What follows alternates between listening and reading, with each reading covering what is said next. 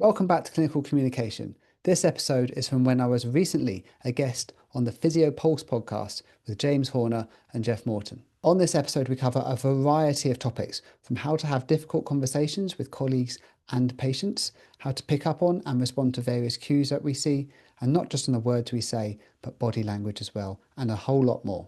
If you find this useful, then please do go and share it with others. Please do subscribe. I've put the social media and contact details for everyone in the description below. Thank you for watching or listening, and I'll speak to you soon. You haven't become a lower limb podcast yet? Oh, I'm stopping him. He's tried. I don't know if you saw when I was away for a week. Yes, the ACL guy. Yeah. We'll let the numbers speak. I think if you look at the numbers, we're a low limb podcast. Yeah. You can try and say that we're not, but we are. What do the downloads say? Oh, ACLs kill it all the time. Everyone loves an ACL. Just because, to be honest, full disclosure, I haven't seen an ACL now for at least 6 years because of what work I do. Is it still the popular, cool thing to want to try and rehab and see? I honestly think that it's overcomplicated a lot. But the reason that people love it is because you can get some data and numbers from it. Sorry, James, I realised you want to talk about pain and comps, and I've turned this into a lower limb podcast. Damn it. Minutes. Ben, I love it, Ben. Honestly, yeah. Do you want to co-host this with me? I don't even see ACLs anymore. I can't remember the last time I even done a Lackman's. Ben, you were my hope. I thought I was getting someone completely different coming in, and straight away you've derailed it straight to ACLs. I can't believe this. I can't think. I think. Oh, yeah. I mean, you heard me say about as much as I know. I would have a clue. These days. That's all we need to discuss, Ben, to be honest. We've already done too much on ACL today. I'm putting my foot down. I'm sorry. I know you're a guest in this podcast, but I'm going to have to stop you right there. Fine. And I should say thank you so much for coming on. It's taken us a few months for us to get organised. You've been incredibly organised and patient with us, so thank you for that. It's okay. I've written down like a little intro for you here, and I was trying to find the best way to describe you. Obviously, you're the host of the incredible Clinical Communication podcast, which I thoroughly recommend to everyone. I love the little snippets of just gold, absolute gold. Thank you. Any potential communication issue or even things, there's so many things I had never even heard of or considered before. It's gold. So definitely go and listen to that podcast. I put you down here before I actually learned your full job title. I put you down as a communication ninja. Which I thought accurately described you. But you've got a more official title, is that right? So, I like that because I'm going to go teach tomorrow. And my line when I do the pain teaching is I stand in front of the students and I say, I'm Ben, I work for the pain clinic. We are the Jedi or the SAS of the physio world. We deal with the people that no one else can help. And they all go, ooh. Immediately. So that's the clinical bit. The fancy job title on the side, I just do this in a kind of annual leave or extra time, is at the clinical school I work at, it's called a Clinical Communication Skills Facilitator, which is the very fancy way of saying we teach medical students how to talk to people, basically. And I do the behaviour change bit of it. And so at medical school, I don't know how much you guys know, but they get a ton of comms teaching. So the one I work at in Cambridge, over their 3 years of clinical training, they're getting something like minimum 60 to 70 hours of communication skills training. And they cover, I do the behavior change stuff, but I'll happily put communication ninja on my LinkedIn. It sounds, I mean, my sport was judo. Okay. So you are actually a ninja. So you literally are a communication ninja. Yeah. I mean, someone I used to work with used to call me that. Full disclosure, I haven't, since our little two were born, I haven't hardly done it for at least 3 years now. Just been wrestling nappies instead. Or wrestling them. Yeah. I love this. So you said it was a clinical communication skill facilitator? That's right. We're supposed to facilitate their learning. We're not teaching them. We're facilitating their learning. Oh, great. And I'm personally fascinated with this because you are a physio by background, aren't you? Yeah. And I just love these like specialist roles that physios get into. I always find it really fascinating. I mean, can you give us a quick rundown about how did you get into that role? What drove you there? Sure, yeah, easy. So I'm 11 years qualified now. So when I qualified, I did the full disclosure. I hated MSK as a student. If you were to ask me what I'm going to do when I qualified, I told you I'd be on ICU doing suction on people all day, because that's what I really liked. The placements I had were fine. I realised looking back now that my last placement in the MSK one, my educator was particularly, what's the best word to use, charismatic. And he could instantly get rapport and trust with people without having to do anything. And I think I subconsciously picked it up at the time. And then my father-in-law, in between me finishing uni and then starting clinical work a few months after, he was talking one day and he said about how he'd been for this job interview when he was much younger, and they told him he was the epitome of the book, How to Win Friends and Influence People, which I highly recommend to people. You can go and buy it on Amazon for 20p. It's such a good book. It is such a good book. And I read a chapter every day in that gap between when you qualify and when you then start working. Found it really interesting. By pure, I'm going to call it fate, my first rotation was MSK. If they had not put me on that, I don't think I'd be talking to you now about pain and all this stuff. Got put on there and you just crack on. You see all what I say to our band fives is band five life, where you're seeing lots of post-op whatever, post-fracture stuff, knee OA, all the stuff that we later realise is going to get better, but we're just there to make sure it gets better. And it gives you lots of confidence, and I really liked it. One of the things that was very popular at the time was injury prevention programs. And the thing was, how can we get them to do these programs? So I got very into behaviour change, really got into pain at the same time. And then when I started my current job now, so the clinical school at Cambridge is across the road from where I work in the pain clinic. And by chance, someone who used to work in the department does this communication skills training that I do now. And my boss said, put us in contact, and had a look into it. And then it just opened my eyes to what they do and what is out there that they do that I don't know about you guys, but I never got as an undergraduate. All the, not just what to ask, but the how to ask it, all those different topics that's beyond just taking a subjective. And I realised there's so much for us as physios, but AHPs in general and just other parts of healthcare that isn't talked about from a common side of things. And just stayed with it ever since. My big passion inside of it is managing beliefs and behaviour. It's the bit I find most intriguing because that's what we deal with every day, right? We're not doing, highly intense psychiatric stuff or death and dying conversations and all that stuff. But we are dealing with people with various beliefs and we're trying to influence their behaviour. So I started putting stuff out there on the social medias. It got a bit of traction. And then, as you said, last year, the podcast started. So that's pretty much where we're up to now. Sorry, I was very ranty for saying what got you into comms and pain. No, it was really interesting. I imagine another challenge would be coming from the specialist pain role into like a traditional orthopedic outpatient. Yeah. It's like, I mean, I'm making an assumption that you've got more time in pain clinic. Maybe you don't. But one of the big problems that we face is like, how are you meant to communicate properly in an environment where you next to someone who's shouting, someone who's like crying out in pain, and you've got 30 minutes and you're running behind. You've got 14 other people to see. In the day. I don't know, is that similar to pain clinic or is that different? Yeah, well, so the department, so our pain clinic is on its own little clinic on its own, but where I work in physio, yes, it is a curtained area like you're talking about. I've learnt to be tactical with where I sit at times. My bigger problem is usually the clinician next door who talks too loud rather than the patient.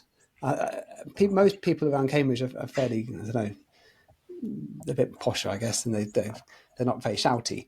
But it's when the clinicians just for some reason just feel I don't know, boisterous one day, and they just start talking really loudly about whatever exercise they're trying to do. And I'm speaking next door to someone who's telling me about their depression and previous experiences, and I'm thinking this is not helping. Unfortunately, I was that person that no one wanted to work beside. Were you the loud talking one? I am the loud talking one. Oh, Yeah. no. And then everyone else around you just start to talk louder so that your patient can hear you. And then there's the occasional time I want to like go in, open the curtain, go into the middle of the room, but like, shut up. Always be a bit quieter.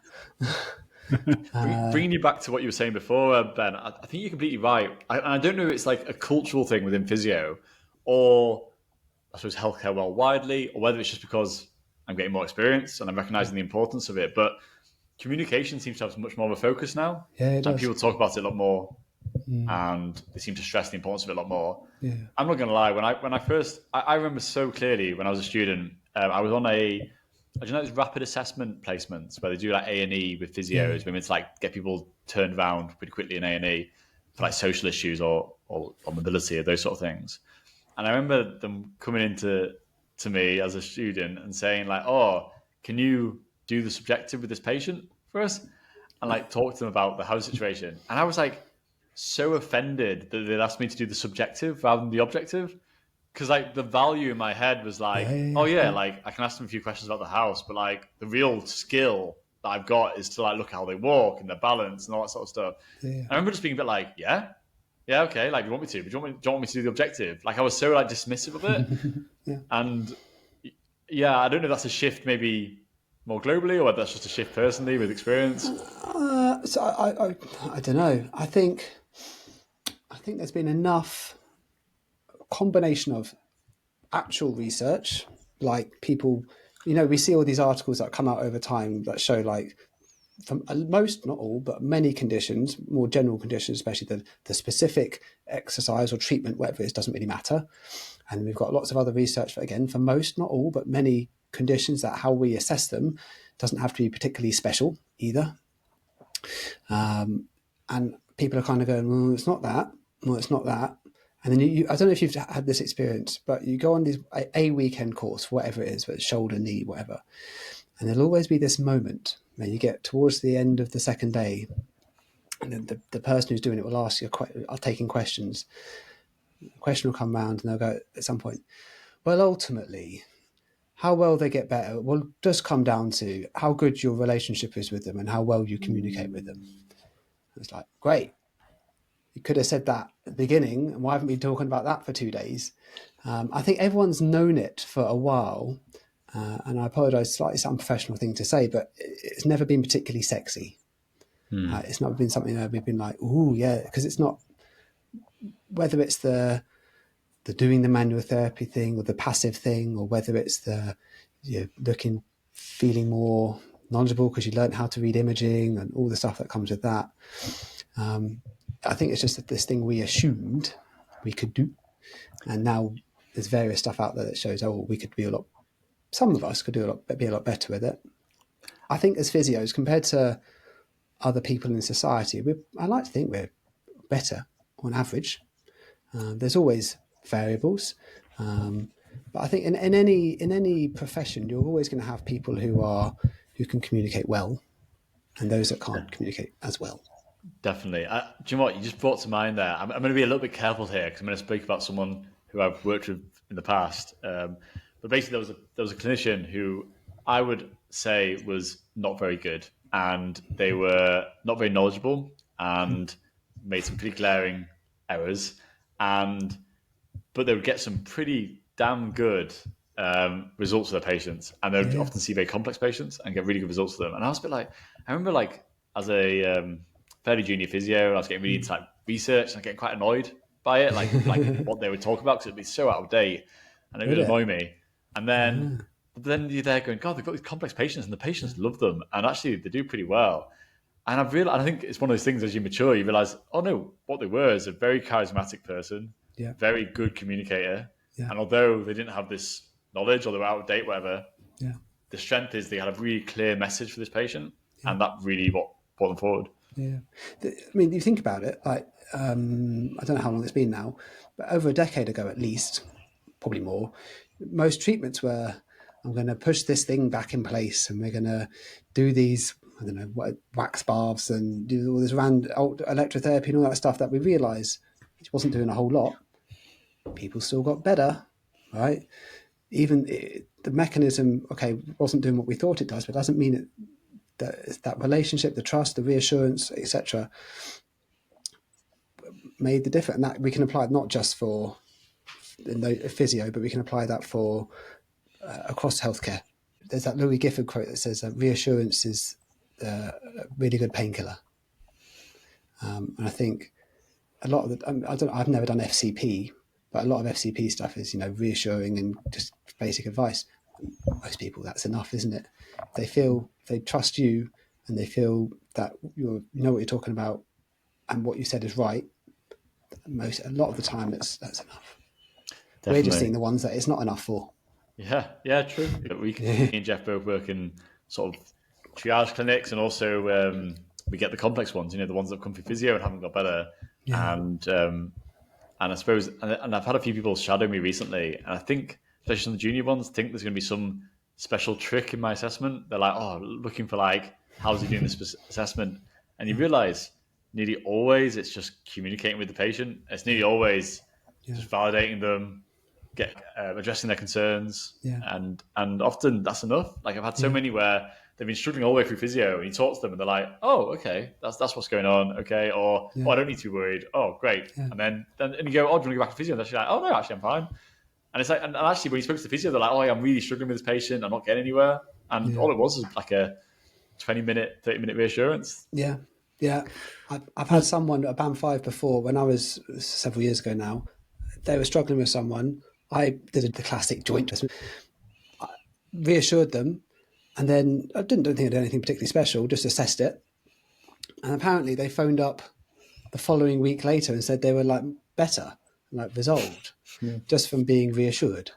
So it's very incredibly powerful, and you can apply this not just to healthcare. You could apply this to plumbers, electricians, because patients most of them aren't healthcare people, so there's a lot of unknowns. If we needed an electrician for a problem, we're like, this is going to cost tens of thousands, whatever, and they come out, it's all right, it's just this switch that you just do this, or we just bring this wire, takes 10 minutes, done. You're like, oh, thank God. And you just forget about it and move on. I think it's just something incredibly powerful, just being present and relatively confident and showing that you know what you're talking about. I was going to say, there's that quote from the ex-head of special interest groups for GPs who said, the 4 basic rules for any consultation is shut up, listen, care, and know something. And whenever I do a review of someone who's struggling quite a bit, it's very rarely the know something that I contribute. Although sometimes it is, it's usually that one of the first 3 hasn't had enough attention paid to it. And it's such a important thing. Well, I think one of the big things with me is that I've got the time to do it. And I would never want it to come across, and me and James have spoken about it before, I'd never want it to come across as blaming other people for communication and maybe not being able to communicate in the best way. Sometimes it is just lack of experience or lack of awareness of how important it is, and I've been there. A lot of it is the structure of the NHS clinics and the pressures that you've got on, the emotional availability to actually demonstrate empathy. For some people is quite difficult, and it's only in the past few years I've actually learned that that's actually quite important for me to do that. I need to make sure that I kind of control things and don't get too stressed out, so I'm actually available to speak to patients who need it. And so it's multifaceted. But I'm interested, you're both in advanced practice roles, right? So Do you think? I'm not, for full disclosure. In my pain clinic, it's not the role I do is not an advanced practice per se because they've been through that bit already. Do you think now having that job title and the non-uniform that comes with it and all the extra bells and whistles, does it make it easier if it comes from you compared to the younger looking physio in traditional uniform who's not quite appearing as confident? 100%. Are we showing our age? Is that not as haggard? No. Yeah, 100%, mate. 100% makes a huge difference. I'm quite a big proponent for this though, because I don't know if it's happening with you guys, but is there quite a big NHS uniform change happening at the moment? I don't know. So I often find I get taken more seriously when I'm wearing non-uniform compared to uniform. Because I think what's happening is the NHS is trying to standardise uniform now to get better buying power. So even ACPs, it'll now be that you're in I think, maroon outfit or something like that. Really? And you know what? So at first I was a bit like, "Ooh, I think that would harm some of these consultations." But actually, I don't know if long term it would help though, where people can have a good experience. Like I sometimes think when I'm not in physio uniform and a patient has a good experience, I'm sort of ashamed because I bet they'll go home and say.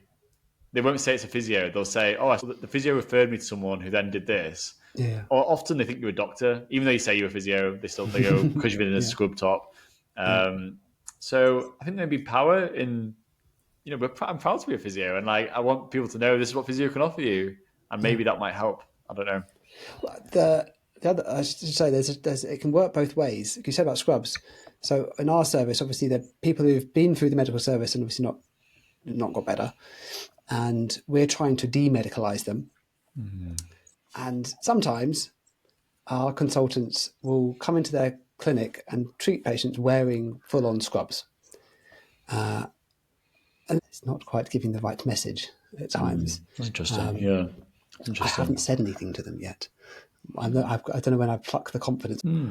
Yeah. That's a nice segue into, like you just mentioned, this conversation there that you're kind of bit hesitant to have, maybe. Like how would you approach that from a smashing the communication perspective of having a difficult conversation with a consultant? Or I mean, because consultants particularly. I mean, it's a particularly tricky one. What would I say? So if I had built up enough confidence, and I had the support, and I would have the support from everyone else in the team, what would I say? I would ask. I'd probably you'd pick as someone who has the most influence. And I guess you'd to float the general topic. Do they have a uniform policy of what their rules are? They'll probably say no. And you're inviting the topic rather than just blurting it out. And I say something like, "Have we noticed what the effect has been on patients from that being worn compared to non-scrubs?" You're just trying to get it to come from them and just floating the idea. You're not going in and saying, "Look, don't wear scrubs. You're making our patients medicalised. We want to get them biopsychosocial. You're making them biomedical," because it's just going to, A, slightly potentially offend them. B, they're not going. You've just gone and started an argument. Essentially, you don't want to start. You need to get them thinking about it. And they may turn around and say, "Oh, actually, it's because this is policy here, or we don't have time to change, or whatever." They'll have a reason. All of our consultants are anaesthetists. So sometimes they do their morning in pain clinic and then go do their afternoon in anaesthetics, for example. So they've got themselves dressed ready for the afternoon. But that's how, to answer your question, Jeff, you come in and invite the subject. I wonder, Ben, if I could just maybe take this opportunity to push you a little bit here with this, because I was wondering if you could maybe give us an example of a time where you've had one of these more challenging conversations with a colleague, patient, and it's just fallen flat. Like you've tried all the tips in the book, you really tried to pull it back, and it just hasn't worked. And you can tell, I'm losing the patient here, I'm losing the colleague here. How do you handle that situation? Especially if there's like an element of conflict there as well. Let me give you a great. So I saw someone. Say a year ago. This person had back pain and had some, more changes than one would expect on a scan. This person had been through the medical journey, had been told surgery is not going to help you, come into us. And I thought, built rapport, asked all the right questions. They were very talkative. Everything seemed to be going fine. So we start to get into the spiel about what the options are now, the other things influencing their pain beyond just the scan.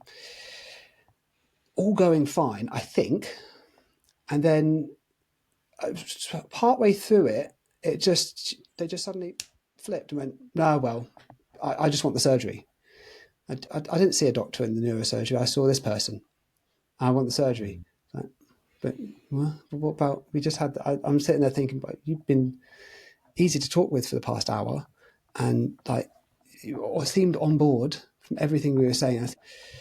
And I thought I'd built great rapport, built great trust, was saying the right things, and it just, I don't know, it was like it had never happened, essentially. Or you know how you ask your ICE questions? It was like, I must have asked them, but then the true answer then came out at that point. And to quote back to you, James, it just fallen flat. And this person never got anywhere because they weren't happy with the first opinion. So they later on to get a second and then third opinion as well. We'll see what happens in the future. There's not an ending to this story yet. It's still ongoing. I don't think, looking back, and I've tried to think, did I miss it? And I think the personality just changed that moment. Almost like just one to the other. And it just didn't work. I don't know. Was there a cue I missed? I don't know.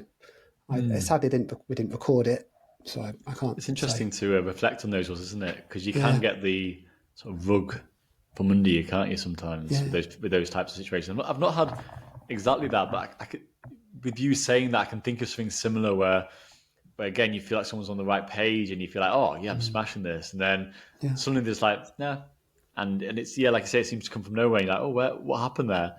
I was wondering, maybe on like a similar vein, has there ever been a time where you felt like, do you know what, I'm just not the right person for this person? Like, we just don't gel.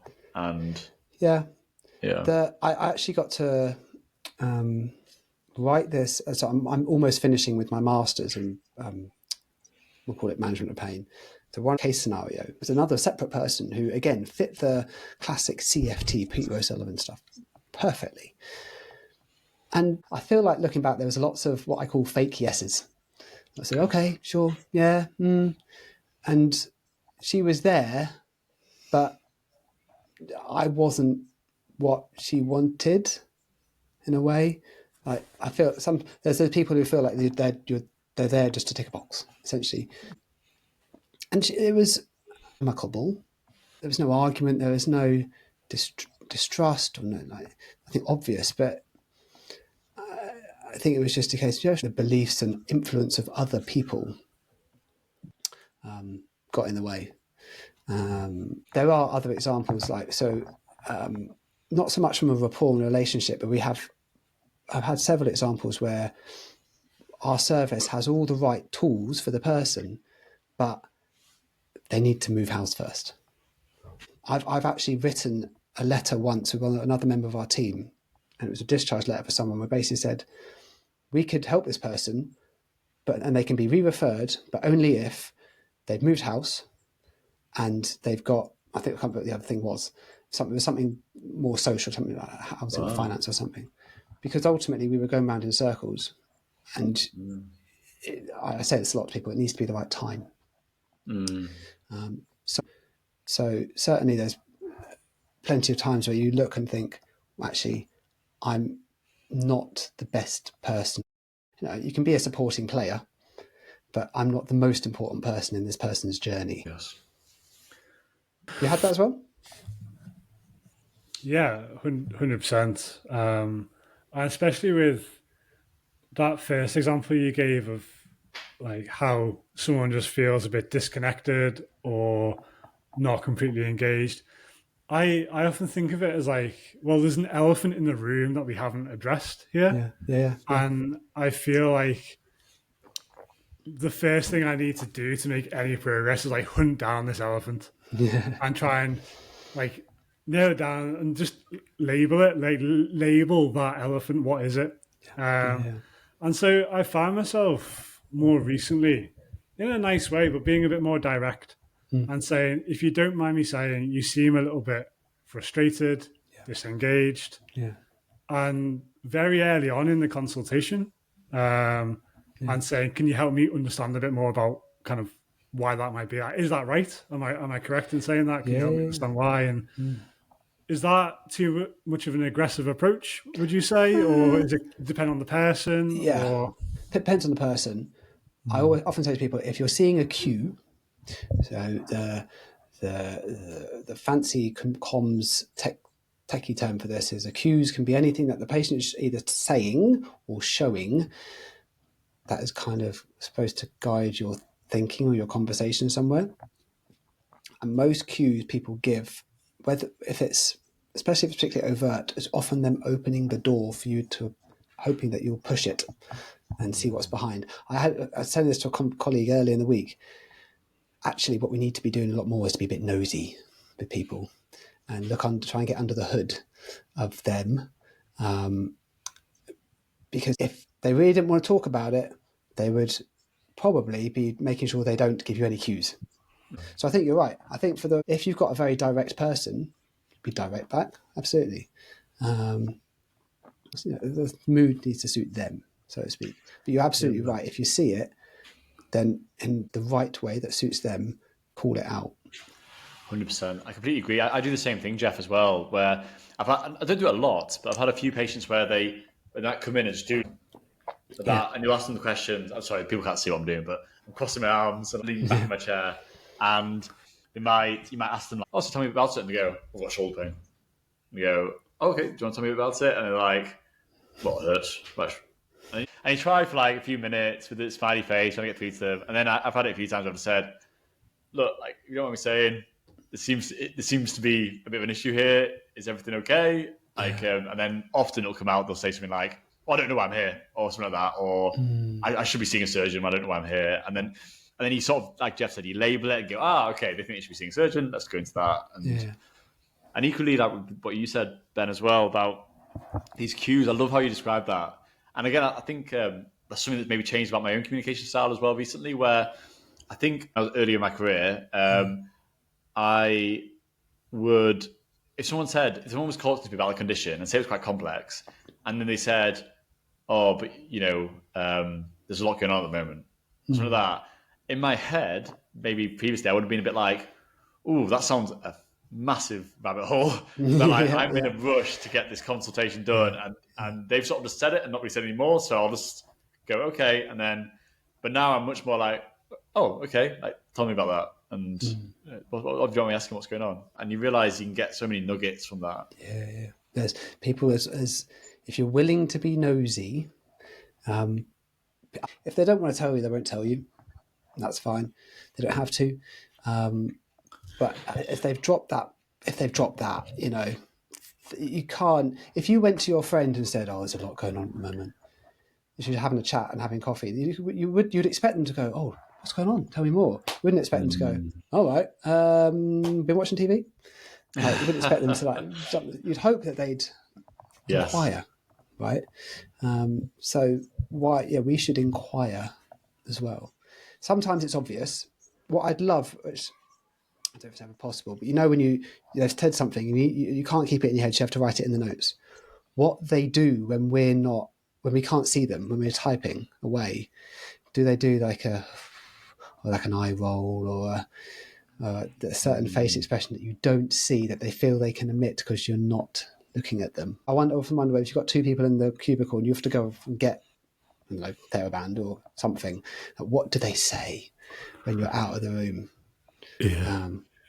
Just quietly giving you the middle finger every time.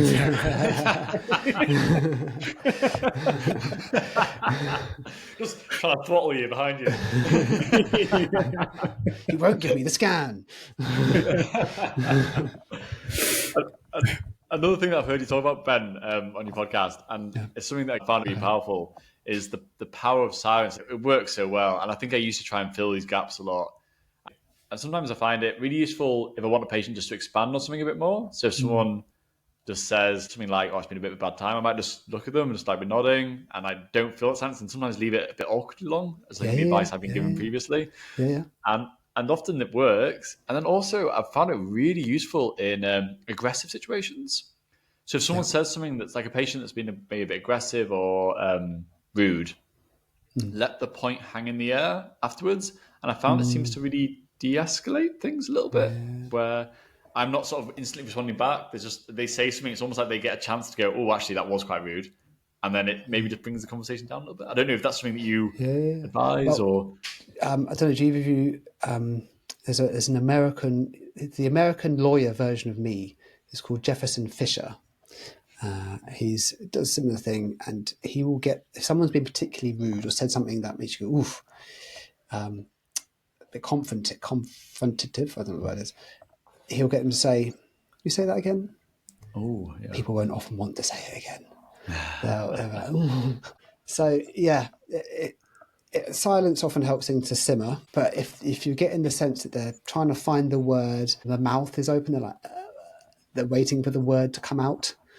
You just have to wait for it, and it will eventually come, because people want to fill the silence, right? It can be awkward.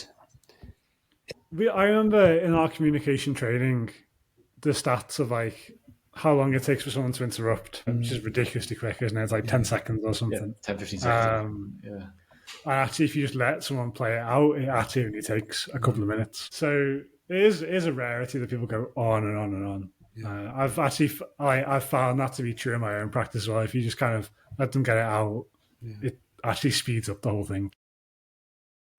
Something that I've definitely changed is having this pause at the beginning of just letting the patient speak freely. Yeah. So I try and do 2 minutes of that. They often don't need the full 2 minutes, but I try and mentally in my head, I'm like, the first 2 minutes of this appointment is theirs, and they can literally talk about anything for that 2 minutes before I'm going to start trying to guide them a little bit. And I found that really actually helps speed things up. Yeah. I do FCP a couple of days a week as well. Okay. And so in the shorter appointments, I used to try and dive straight in and try and guide the conversation pretty quickly. And I've realized giving that 2 minutes has actually made it a lot quicker and more efficient. Yeah. And also means at the end, often the patient feels a bit more listened to. FCP, when you've got 20 minutes, I've had people say like, oh, you're the first person to listen to me. But all I did was let them speak for 2 minutes. But it was powerful. And for them, that's what I wanted to do. And it was really relevant. But for them, it was relevant. So yes. What you found helps, if you've got 20 minutes, it's even less than Jeff's half an hour. What you find helps get them on board. You said about letting them tell their story, which I completely agree with. I think, tell their story. Validation, I think, is a huge thing, especially people who have had issues for a while, or even not actually, even people that have had like sciatica for a few days. Like me, it's very easy as a clinician to be like, you've rang your GP surgeon, you've had sciatica for 2 days, like get over yourself, come on. But actually just not faking it, but being like, oh, that sounds really difficult, sounds like you've had a really horrible time. For instance, with that, you need physio, or not that you need physio, but physio is an option in this. It's very easy for people to think, he's not listened to me. He doesn't know how bad this is. He's not actually spent that time to listen to how bad this is. So he's saying physio because I haven't got across how bad it is. Yeah. And then you end up in this conversation where they're trying to like then persuade you how bad their pain is. But I think if you validate that early and go, I can see how much pain you're in. I can see you limping in from the room. That looks horrible. It sounds like you've been struggling with your sleep. I'm really sorry to hear that. Sciatica is horrible. It really is. It's a really terrible condition. But the great news is it gets better. And then you go into the sort of reassurance. So listen, validate, and then reassure. And the reassurance is from your conversation and also from your assessment as well. That's the down. I think that's the downside of some of the kind of the CFT, all that stuff, because there's not the objective bit of it. It's not particularly technical. There's nothing. You're having a feel, and obviously we've heard lots of stuff about patients valuing being touched. It's being worked on, you're having a blood test or imaging, or it's become even more medical. They're clearly taking this even more seriously. But you're right, Jeff said it earlier about, I think you said that you learned they have to demonstrate the empathy. because we assume, and I don't think we are, empathetic people. We try to understand, but it's not just something you am. The person in front of you has to see it from you. Because we can all have days where we're there, we're present, we're taking the history, we're on paper doing the right things, we're being safe, etc. But sometimes it can come across a bit robotic. And they need to see that there's still a person there who cares. So I'm trying to make people aware that, yes, I'm sure you are an empathetic person, or trying to be, but the patient needs to see that from you, essentially. Definitely. The lack of non-verbal communication as well. I'm sure you guys do it as well. You shadow colleagues, and I've done it in the past, and you get some great ones, but then you also get somebody go in and you're almost cringing when you're in the back of the room, when you look at them with the patient, you're like, you've not looked at them once, like you're on this laptop, like facing away, and giving them an answer, looking over your shoulder like this, and it just looks terrible, really terrible. I remember being with a colleague, not physio, and this person was letting this person tell their story while, just as you were there, James, 90 degrees to them on their computer, typing away, maybe did the occasional, where they look to their side, but there was no, they were doing it, but they weren't, say, that empathetic bit, the showing, the body language was all off. So this is why it's not just about what you say, but how and when you say it as well. 100%. Another little quick win I found with these shorter assessment slots is with imaging and scanning. I used to be a bit afraid of the conversation, so I would try and skirt around it, or maybe nip it in the bud quite early and be like, this doesn't need a scan or whatever. And then I'd be a little bit afraid to go into detail because I was worried it'd spark more conversation. But now I actually spend quite a lot of time explaining what a scan or an X-ray does and doesn't do. And I found by doing that, explaining exactly what it is, what it doesn't show, what it does show, the limitations of it, often the patient themselves will say, oh, well, okay, well, in that case, that won't help me. And obviously, it doesn't always work. Some that you then have to go into a bit more detail about it. But I'll say most of the time, actually, they end up being like, oh, okay, that's why I don't need it, or that's why it won't help me. You find, Jeff, how do you find having, because I presume most people coming into an APP clinic, if they haven't had it, are they expecting some form of imaging? Oh, vast majority. Yeah. I think, I mean, similar to what James was saying there,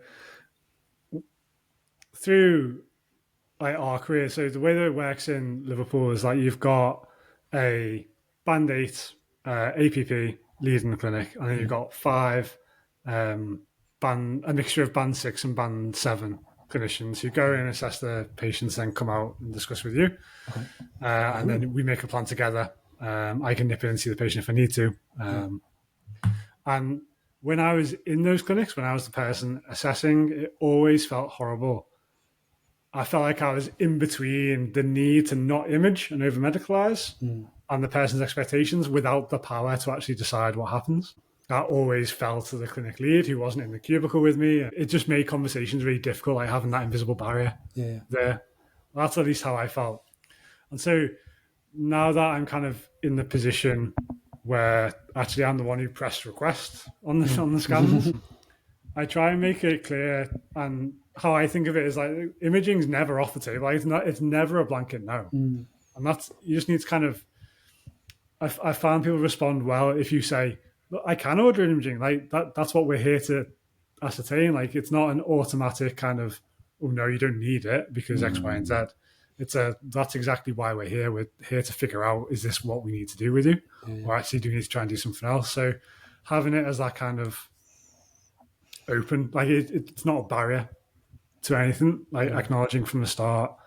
And then most of the time, as you will know, as James knows, as most people listening to this podcast will know, you can reason your way out of it. Because a lot of the time it just doesn't make sense to do an image. And as long as you can explain that to them in a way they understand, then it's very rarely an issue. But it's when it's put up as a barrier, someone's like, oh, they've clearly got an arthritic knee, I want an MRI. Going, oh, well, MRIs aren't always needed for knee arthritis. is a surefire way to just, Start you may as well walk out there. So, yeah. Yeah, that's so true. And I've been with particularly difficult conversations about imaging. I've been like so frank where I've literally said, because I think sometimes people think there's like this money component or like some pressure, because obviously all the news is about how desperate the NHS is and that sort of stuff. So they're getting all this input. So I think they're coming in and being like, this guy's going to try and tell me not to have an imaging, and I need it because that's what I've come in to get. Yeah. And I've literally said, being as frank to say, like, just so you know, I've got no external pressure on me to not image you. There's no financial pressure on me. And to be honest, like the easiest thing for me to do right now would be to press this button, because then you get the scan and, you're happy and we go out and we don't have this conversation. But genuinely, the reason why I'm not doing it is because I don't think it'll help you. And that's genuinely the reason why I'm not doing it, why I don't think you should be, why we're not going to go down this route. Do you know what I mean? And sometimes that works. I think people can just realize like I've got no ulterior motive. There's no external pressure for me not to do this. I just don't think it'll help you. That's ultimately, and most people, again, tend to get that. I don't have to use that very often. That's like it's normally gone pretty far by the time I'm using that. Are most people, whatever the reasoning is and whatever you say, most people happy with that? Yeah, I mean, not everyone. Not everyone. Of course, not everyone's going to be. But like, I'll tell you, I can't really remember the last time I had someone just walk out being like, I'm not happy with like what's happened here. And like, I can't really remember that. It must be a few months ago. So it doesn't happen that often. I think most people understand. Is that a bad tactic, Ben? Would you advise against that? Because, James isn't the greatest clinician, so you could use any advice. Well, my main thing I tell people all the time is if someone's come in with the belief, we'll use the scan example here. So I need the scan, right? And as you said earlier, you can tell from advance with reading the referral that's what the outcome's going to be of this. If you have a gist from what you've heard that it's not going to be the case, they don't need one. I generally tell people, don't immediately just fire back and go, oh, no, you don't. Let me tell you why. Yes. Because basically what it does is you're shutting them down straight away. You're telling them they're wrong. Here's why. And it can either start an argument and they escalate the situation, or they just go, all right, and then everything else just goes in one ear out the other. So it's still something you need to address, obviously. But I always tell people, acknowledge it. Don't have to agree with it. Just say, okay, so this is where you feel, fine. And then do your assessment. As we said earlier, people want to feel that they've been assessed and then get to it.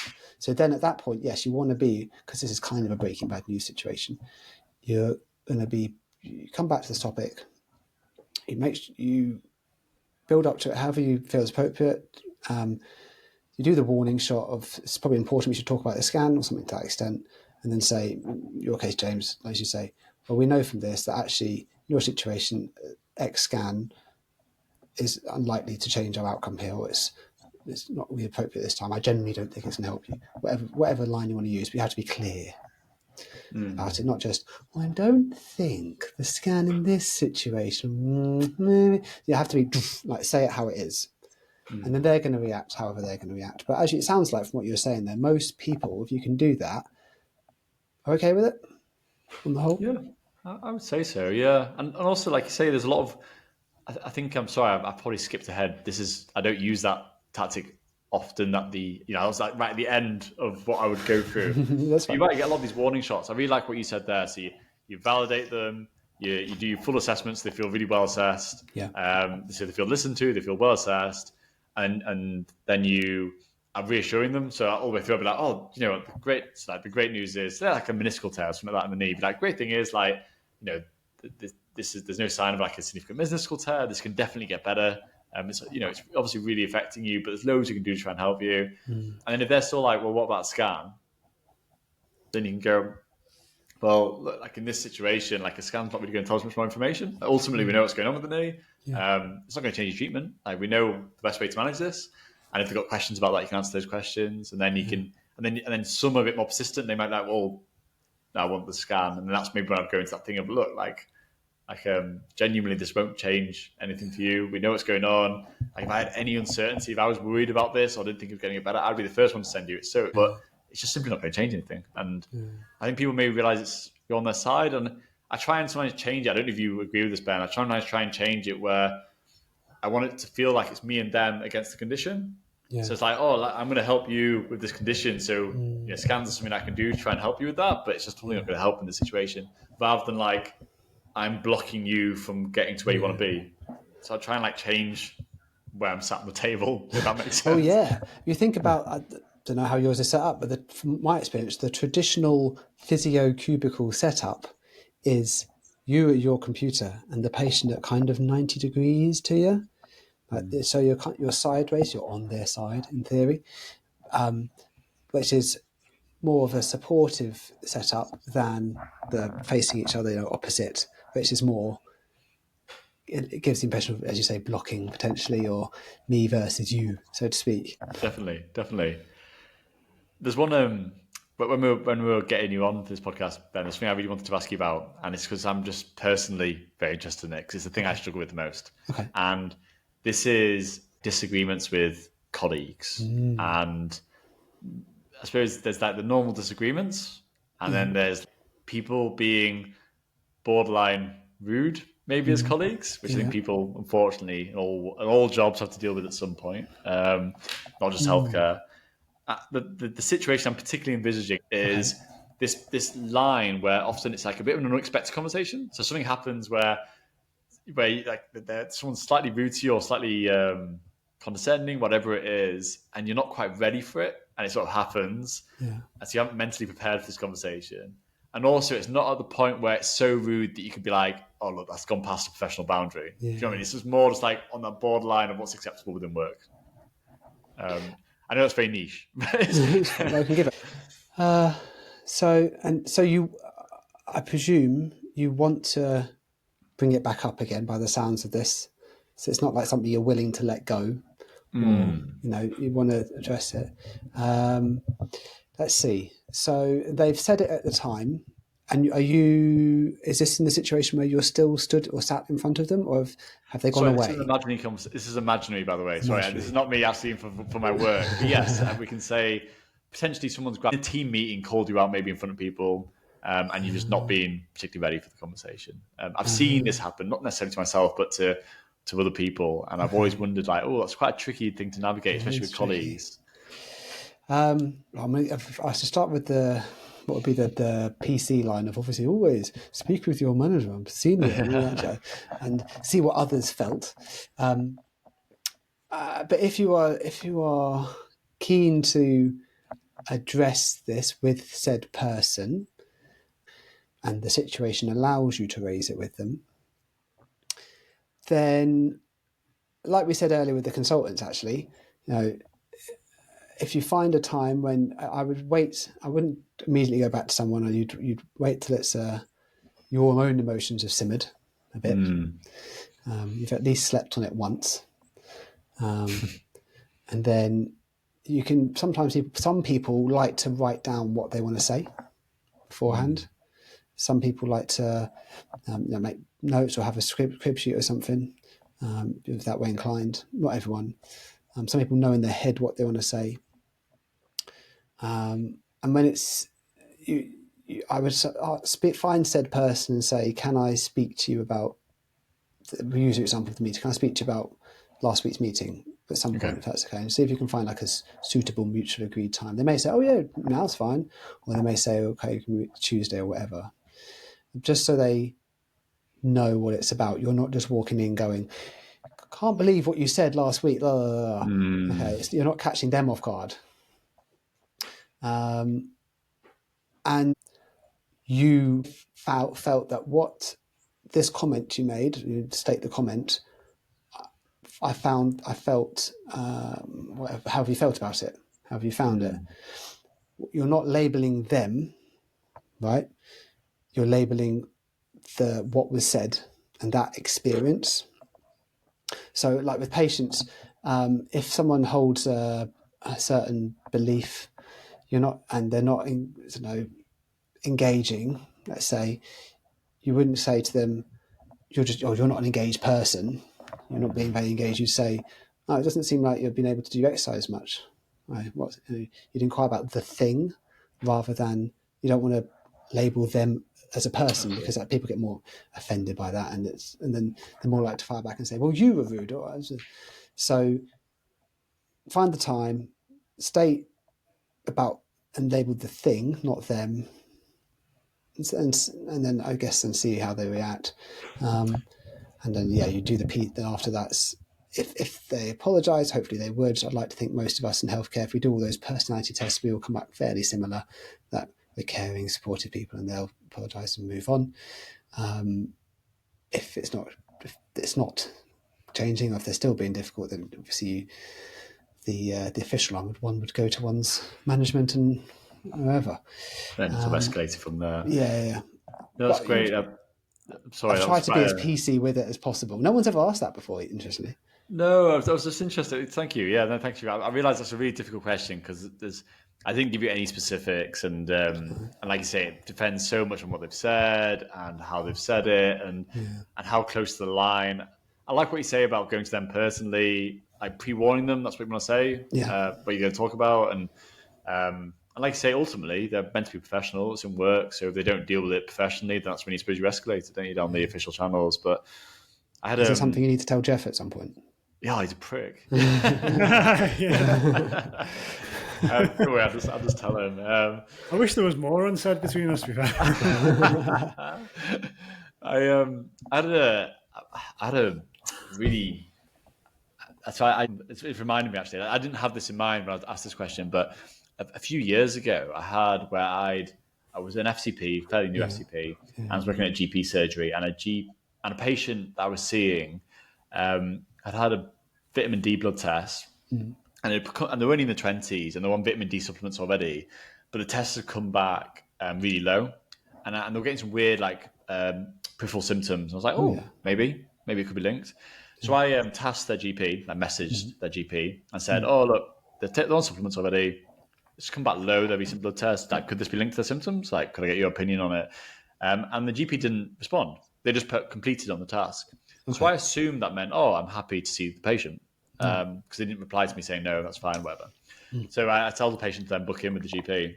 And anyway, the patient came back maybe 2 weeks later to come and see me about something else. And then when they came in, I got quite a good relationship with this patient. And he said, I said, did you speak to the GP about the vitamin D? And he went, yeah, I did, but they said a few things I think you should probably know. And I was like, okay. And he said, and basically it turned out that the GP had absolutely slagged me off to this patient. And basically said, I don't know why you're here.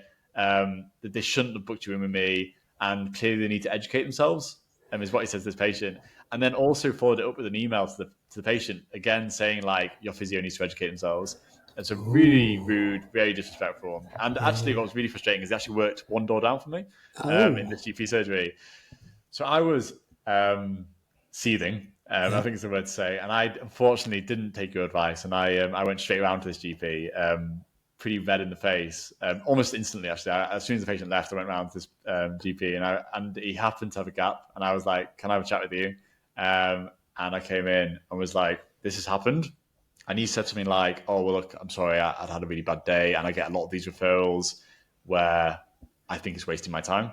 And it wouldn't have taken much for you to research that yourself. And I was like, well, this is completely outside my scope as a physio, and something I'm very new to.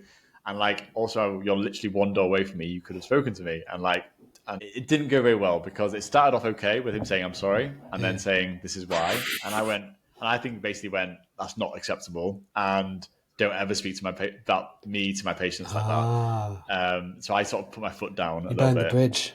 Yeah, I burnt the bridge. Exactly. I really burnt the bridge. In my defense, he sort of half apologized. He sort of said, I did this, but, and then also later on was a bit like, not the but. It was also a bit like, you could have educated yourself about this. I think it was sort of hit a sore spot with me, and we burnt our relationship pretty badly in that meeting. I don't work with them anymore, not for that reason. Luckily, there was a natural moving of staff around that time, so it all worked out okay. But part of it afterwards, I felt quite proud of myself. I was a bit like, I felt like I stood up for myself. But then, and I felt like it was far past the line to speaking to patients about colleagues like that, and I felt like I had to put my foot down. But then equally, like you said, it probably did harm the relationship. If I'd been there longer term, I have basically just said, fuck you, haven't I? So yeah, you may as well open the door. It really depends on what the power dynamic is, doesn't it? Because if you're let's say APP or band 7 and you need to go speak to a band 5, is easy. But if you're physio going to speak with a consultant or somewhat a GP, that's hard. Unless you're just like in your situation, just ready to go. And yeah, I think it's got to weigh up, is it worth it? These things you want to ask in advance, what you're trying to achieve with this conversation, what the goals of it. I often find it's interesting with the consultants, they, once they get to that level, they will happily be like, oh no, that person, don't go to them, or that person. It's very interesting seeing how different people are, but that's just, I think, part of, they typically have less time, so they've learnt to be more direct in a way because of the nature of the job. Definitely. Don't be such a hothead, James. I'm really not. Well. I'm so not a hothead. That has really caught Jeff? Me off. Are you a hothead? I get the impression you're the opposite. I'm not a hothead. Just in that situation. Yeah, I'm the opposite. Really. I'm considered and collected and always thoughtful. I think just personality-wise, I'm a bit more laid back.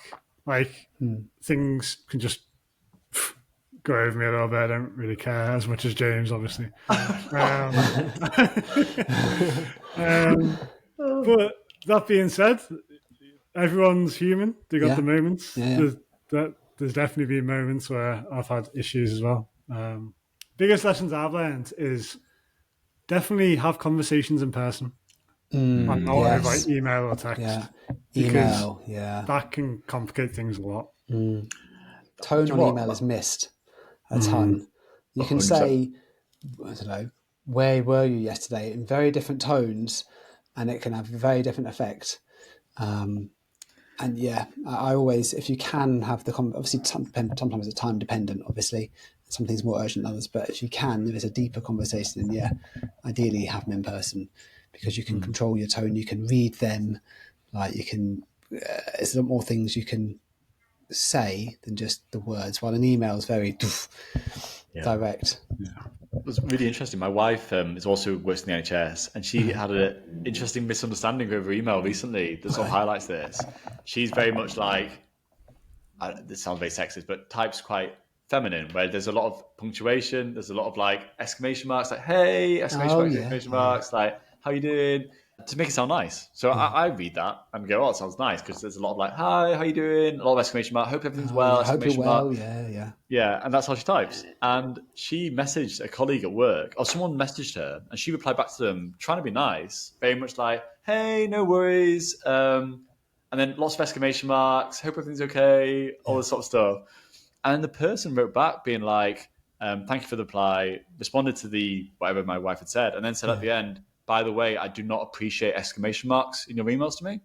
So I'd obviously been reading these things like, okay, I will do this, exclamation mark, angry. And it's obviously completely misread the tone of my wife's email. And like, it just shows how easy it is to do, isn't it? Yep. You strike me as someone who doesn't anger easy, Ben.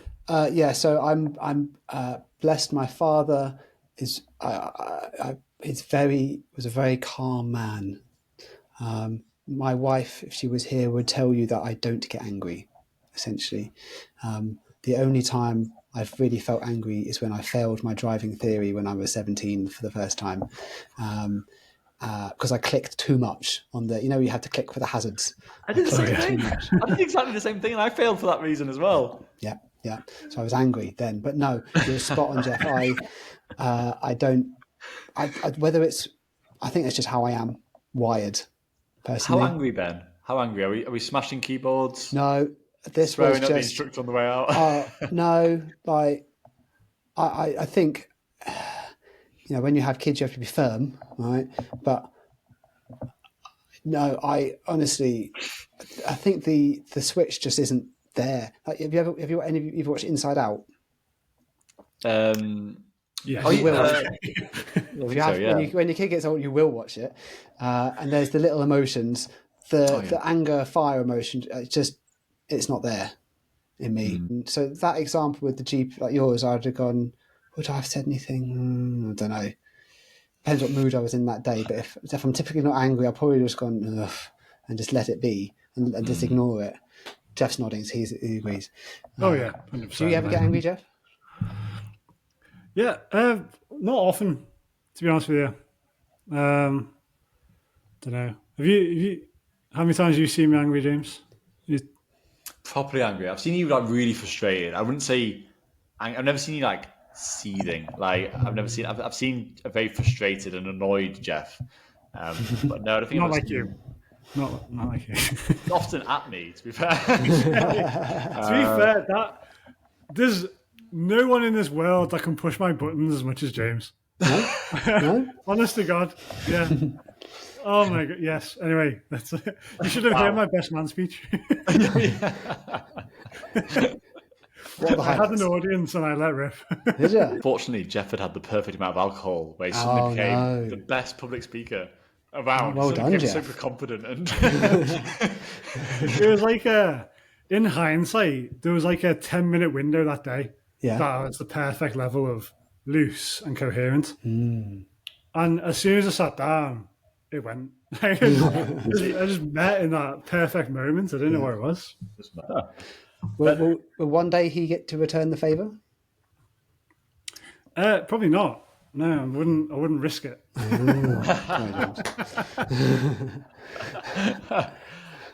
Ben, we've taken up so much of your time already. You've been incredibly generous. No. It's been good. I like. This is the first time I've had 2 people interview me. So it's been good. Yeah. Do you want to hold the hardest conversations for another time? Because we can. What do you think? Is this the Ben question? Go on. Yeah. Well, I ask everyone else, what's their hardest clinical conversation? Great. So it depends if you want to answer it or not.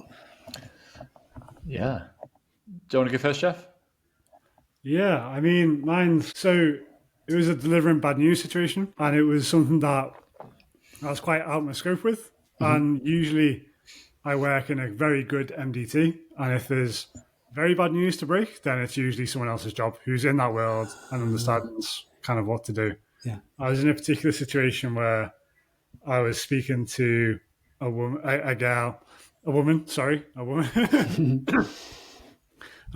cut that out. I was speaking to a woman over the phone after she had an MRI scan of her knee. And for context, she previously had lymphoma and a recurrence of lymphoma. And there was just something about her knee pain that wasn't adding up clinically. And the MRI scan came back showing quite a sizable tumour in the femur, suggestive of an osteosarcoma. Or a giant cell tumour. There's a pretty big difference between those two. One's benign, one's malignant. And the worst thing was it came through on a Friday afternoon as an alert. And our procedure for this is to refer to a tertiary bone cancer centre. Yeah. So we don't deal with it in-house. And I happen to know that their MDT is on a Monday for that week. So I felt a little bit of time pressure to kind of contact this person, let them know that they need to be referred for it. And ultimately, I'm not there to give a diagnosis because they need a biopsy for that and they need a specialist team to give them that. But it's quite a harrowing conversation. And it was done over the phone as well, which wasn't ideal. I would have liked to do it face-to-face, but that wasn't a possibility on the day. And so I'd recently done my delivering bad news training, so I was trying to prepare myself for it. Delivering a warning shot of there's been a significant finding on the MRI scan that we need to talk about. Yeah. Silence for a few seconds, and then I think I phrased it as the MRI scan has picked up a tumour in the knee, which I think there's no other way I could have said it. Like, you have to be direct. I can't dance around it. Yeah. But she repeated the word tumour, and in the background, I heard her mum start wailing and crying. And she was shocked. Like, what do you mean there's a tumour in my knee? Obviously, not what she was expecting on a random Friday afternoon. Yeah. And yeah, that was a really difficult conversation because I just felt like I was outside my depth. I was out of my depth. Yeah. I knew what needed to happen next from a procedural point of view. Like I needed to do an urgent referral to this tertiary burn centre, but in terms of providing any follow-up information or anything like that, it was actually quite hard, and I couldn't answer those questions. So probably just more felt like I probably wasn't the right person to deliver that message, but I didn't really know what else to do in that situation either. So I actually kind of suggested that we give it an hour to cool, like let that information settle in, and I called her back an hour later. Actually a remarkably strong woman. Like she'd already been online, like found a surgeon that she was going to book a private appointment with as well, and was like, I've read that with my particular type of cancer that osteosarcomas are a risk associated with it. So I know that's what I've got. Like I know I've already accepted that. We need to get on and deal with it, which actually made my job a hell of a lot easier at that point. Kind of her strength in dealing with the situation made it a lot easier. But yeah, that was pretty harrowing for me. Sticks with me.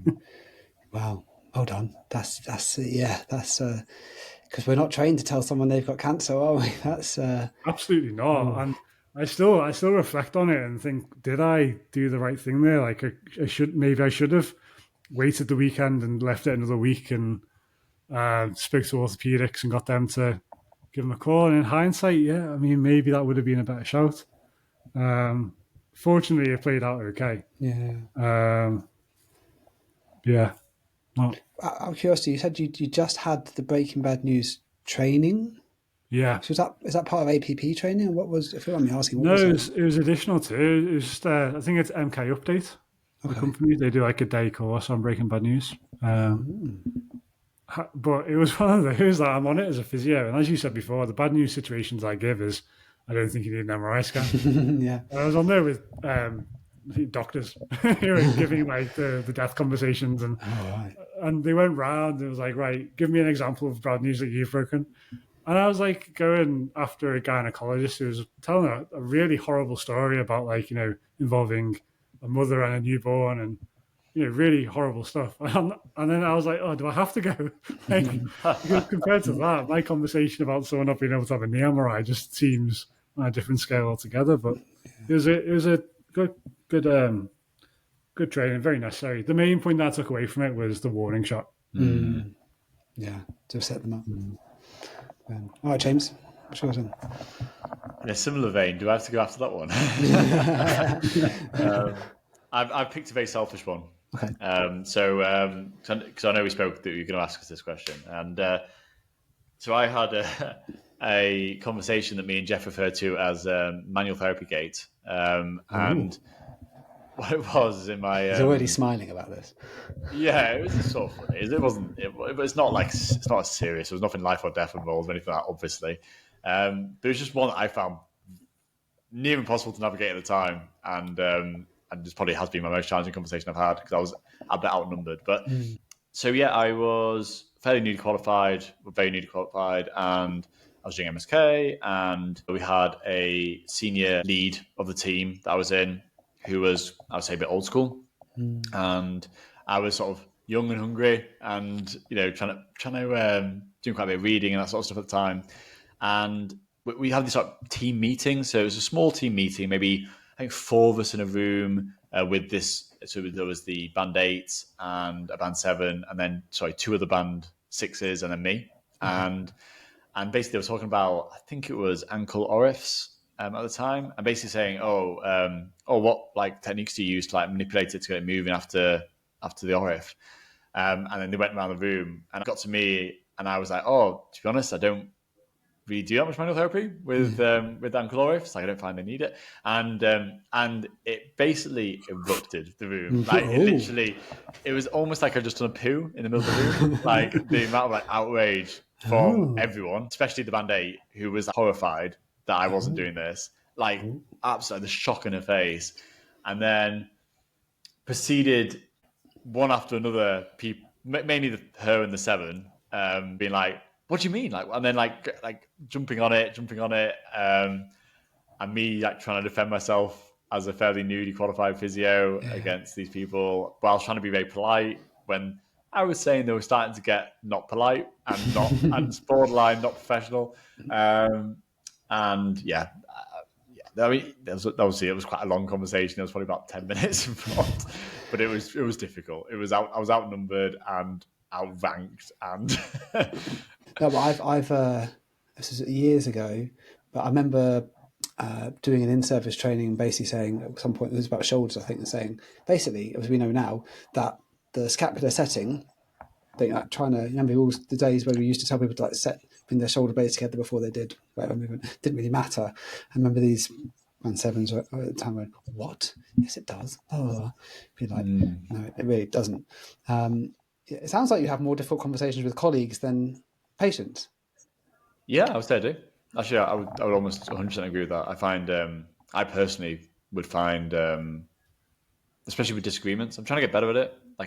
Actually, like one of the reasons why I was quite proud of the GP one is that I'm definitely very conflict averse, and I would often try and de-escalate. I think that was one of the first times where I've escalated a situation, and actually, I felt like maybe to give a bit of context to that GP. I know this is a different topic we talked about earlier. They had a bit of a reputation of being particularly nasty to like physios and to FCPs in that area. So I felt like I was like, do you know what? I feel like I'm the first person that's like just told you what for and just to say like, actually, that's not acceptable. Yeah. So yeah, going back to this conversation, yeah, I do find that, especially if colleagues are being rude, because I again try and de-escalate. So I find it really hard when I meet someone who does escalate and is rude. I find that really difficult to deal with because that's just not who I am. So I find it hard to read them and how to know how to reply back to it without escalating it, I guess. It could be like the straw that broke the camel's back situation, because just to give you some context, Ben, like James has been known to open someone's birthday cake and start eating it before the person whose birthday it is. And so I imagine, I'm just spitballing here, these sorts of things build up. Yeah. And then James says something like, oh, I don't do manual therapy on an ankle. And everyone jumps on the opportunity. I mean, I would have backed you up in that meeting if I was there. Bro. Thank you. But okay, see, there's the little microaggressions, and then this is just the push over the edge, so to speak. I would strongly refute Jeff's statement, but you did that. Was it your cake? I also have the reputation of maybe not opening the birthday cakes, but being, if someone, I think we now have Cake Thursday at where I work, so I'm often the person to open the box. Thank you. First. So there's a kitchen with like a treat for everyone. Sorry. there's a little area where all the food is, and the cake was in that area. So I was like, oh, there's food. Hold on, this is a birthday cake though. Yeah, but like we do get cake every now and again. Yeah, but like what Ben's just said is okay. It's cake day. The cake's there to be eaten. Opening it first is okay. Was this cake right? So was this cake? People aren't going to care, but people have switched off by now. But will they? This cake, did it say happy birthday on it? Or sorry, did it say happy birthday on it, or was it just a random cake? I can't remember. I think it was clearly a birthday cake. It was obviously a birthday cake. Was it called the Caterpillar? Maybe. It's not a birthday cake. In my defence, that was my favourite cake. You only get Colin the Caterpillars for birthdays. Yeah, it's fantastic. Well, I don't know. But right, it wasn't a standard cake time. Like it wasn't like a voted day where you have cake in. Like you didn't know, it wasn't expected. It wasn't a cake day. It was just like people brought in cake every now and again for the birthday.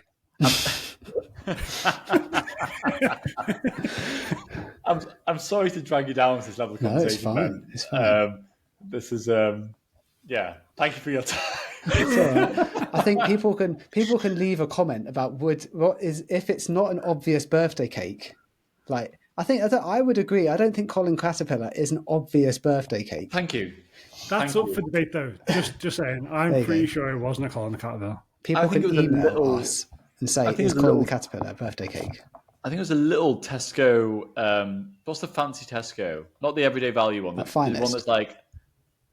Sorry. Like Tesco Finest, you mean? Yeah, Finest. Yeah, the Tesco Finest Like, so you're changing the story. So it wasn't a competition. what You're it just bending the rules to whatever makes you Right. seem better.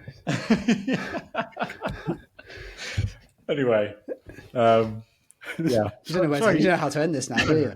There's conflict here that we need to resolve. Also, can you see how aggressive Jeff's getting? And you say he's cool. Because Jeff wanted to open it first. Exactly. Yeah, exactly. I think if it wasn't obvious that it was a birthday cake, which is up for debate if it's Colin the Caterpillar birthday cake or not, and you didn't know, I would say if you're the person bringing in the cake, it's kind of your responsibility to at least open the box. Thank you. To add some context, Ben, I did have to blow out the candles. Okay.